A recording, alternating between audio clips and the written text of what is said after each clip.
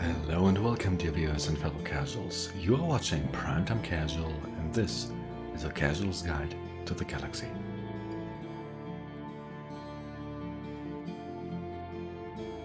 If you like the series, please hit like and subscribe to the channel. You can also find me on Twitter, Discord and Patreon, linked in the description below. Not boring. I distinctly remember saying I wanted to go to a not boring place, and yet here we are. I was sleeping. Is there a problem here? Well, I guess as long as we're here, we might as well take a look around.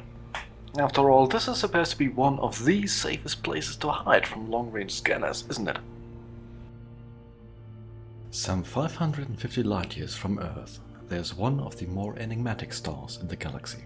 Gamma Cassiopeia is a variable BE-class star at the center of a distinctive W asterism in the northern circumpolar constellation of Cassiopeia, named after the Vain Queen in Greek mythology. Although it is a fairly bright star, it has no traditional Arabic or Latin name. It also features two companion stars, a black hole and a neutron star, that only add to the uniqueness of this system. Gamma Cassiopeia is one of a small group of stellar sources of X-ray radiation that is about 10 times stronger than that emitted from other B or BE stars. The character of this X-ray spectrum is thermal, possibly emitted from plasmas of temperatures up to at least 10 million Kelvin, and shows very short-term and long-term cycles. The star's UV and optical spectral lines also show ripples moving from blue to red over several hours, which indicates clouds of matter being held frozen over the star's surface by strong magnetic fields. You cannot run from us, Prime. No one can. You may hide in the nebula, in its deadly rays of decay, but eventually you will come out, and we will be there.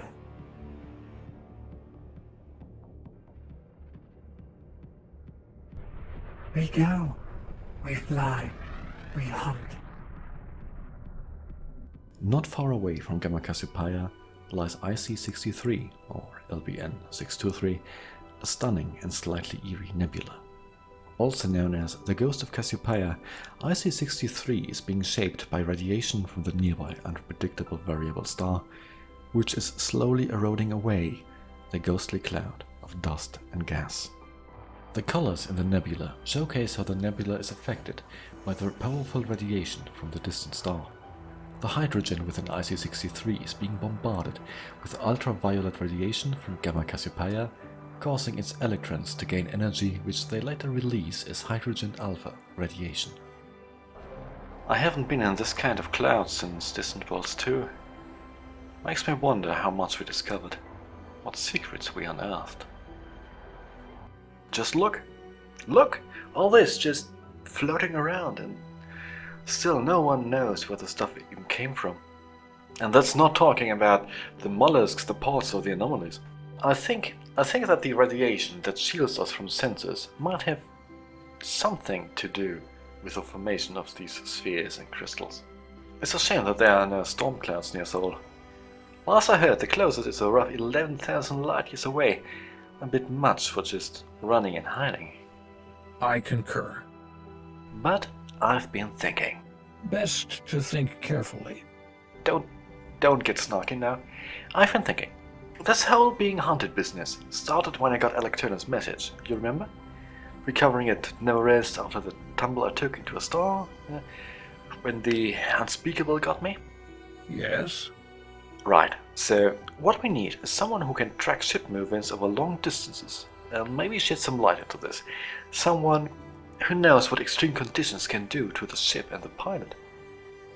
And of course the location has to be masked from sensors as much as possible. What can I do? I know just the guy. Plot across to California. We're going to have a talk with an engineer. Tremendous. Locking system destination. Thus, this colorful and ghostly nebula is slowly dissipating under the influence of ultraviolet radiation from Gamma Cassiopeia.